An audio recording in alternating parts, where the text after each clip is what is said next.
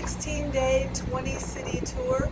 We're going all the way to as far as Dallas and up north from there. And we chose Pennsylvania first because it's important. It's important for ballot access, and we've got to give people an alternative. When people ask me why I'm running for office, I tell them it's because government is too big, too bossy, too nosy, too intrusive, and worst of all, they usually hurt the very people they're trying to help. And that's what we've seen with the coronavirus, that's what we see with healthcare, that's what we see with Social Security and retirement, that's what we see with education, with pretty much everything.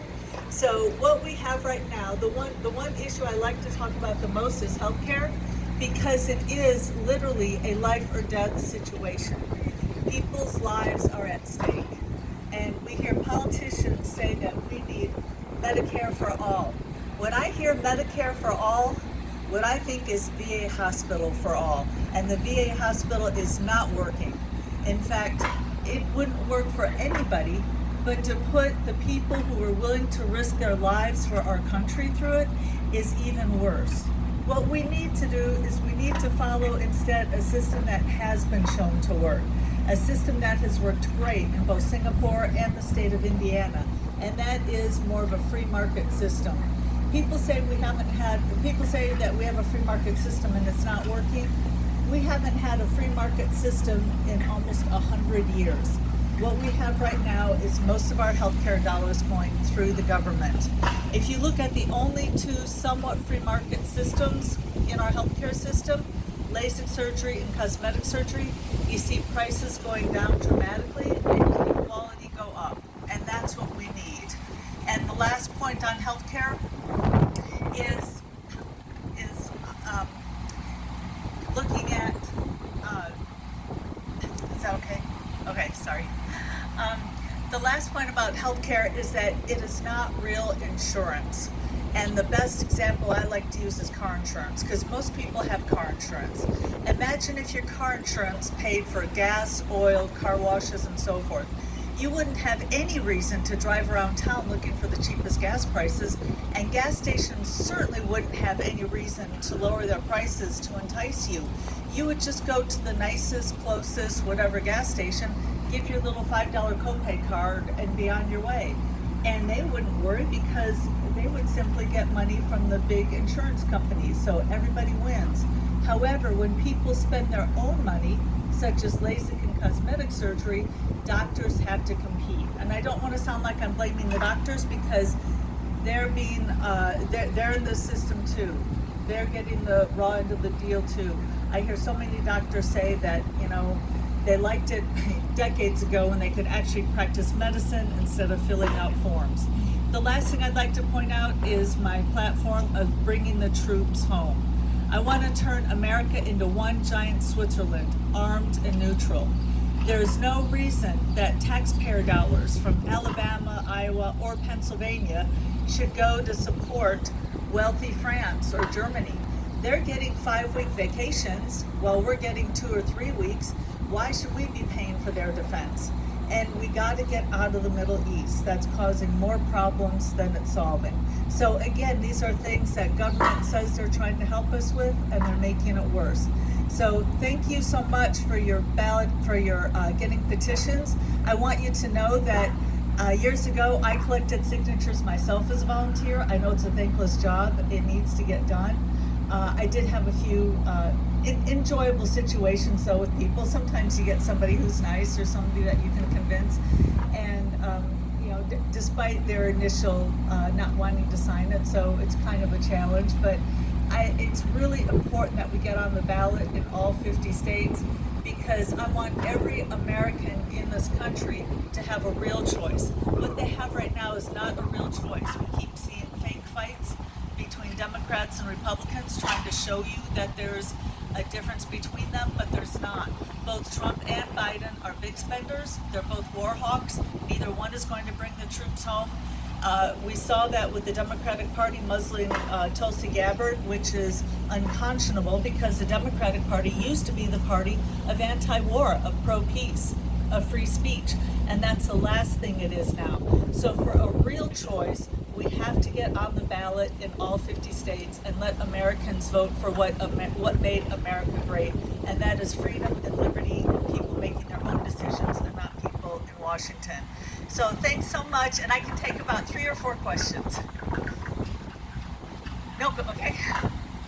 As president, what type of justices would you appoint to the Supreme Court?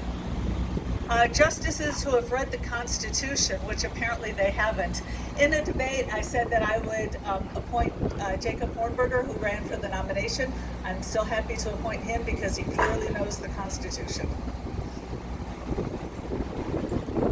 Yes. Do you foresee any issues as president being libertarian and not having support in the legislation with it being run by Republicans and Democrats? How would you overcome the issues as a sole libertarian president if you were elected? Yeah, that's a really good question, because the way Trump and Biden talk, they talk as though they were going to be king, which I think that's the way they think, and that they can just do everything with waving a magic wand. And you can't do that. So I can tell you that what I can do is I can bring the troops home. That's what I would do on day one. As commander-in-chief, I don't have to go through Congress. So immediately we bring the troops home. We reduce the budget, and that would save a lot for taxpayers. And in working with Congress, I would remind them who was elected president, and I would tell them, hey, if you want to keep your cush jobs here, making so much money, maybe you should listen to your constituents and follow my lead. And last, I'd like to mention that the Libertarian Party would be headed, that would be a clear signal that we're headed in that direction. And we keep hearing how Ronald Reagan made government smaller, how we need to return to the days of small government.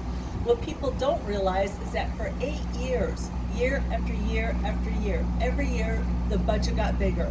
And some of the poor people in his team would say, well, Congress never presented us with a balanced budget or a smaller budget.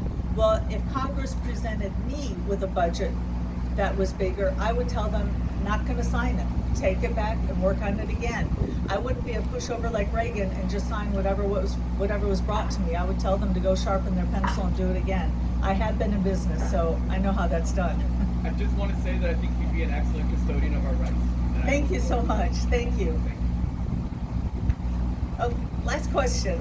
Well, we're all here tonight to speak in the debates against the Democratic and Republican parties, because we feel that every idea and opinion is worth representation, no matter how big or how small. So if you were elected president, would you help change some of the laws that were put in place for like polling and ballot access, so that other ideas, and not just the Libertarian Party, could also be represented? Yes, ballot access is. Well, let me first off mention, thank you for bringing up the debate. Gary Jorgensen got very close, got up to 13.6%. We need 15%. We're that close. What's really exciting about this campaign is something like 75% of our volunteers are from outside the party, and it's been that way from the beginning, so that's very unusual. So we are gathering a movement. We're hoping to get that last few percentages to get me in the debates. So, and if I'm on the debate, that would be the only real alternative people would be hearing. But yes, as far as governing from them, yeah, we need better ballot access laws. There's only so much the president can do. However, I think that people would see that the tide is turning and we need to do that. But what my goal is to get government so small that you can completely forget it was the first Tuesday of November, forget to vote, and it wouldn't matter, because your education, your health care, your retirement, and all those things wouldn't be going through government, and you could make your own choices, your own decisions with your own money. So that's the ultimate goal, that voting doesn't matter that much. But yes, until then, we need to get more candidates on the ballot for real choice. So thanks for that question. And thank you so much, and thank you for coming out here early. Thank you for standing in the glaring sun.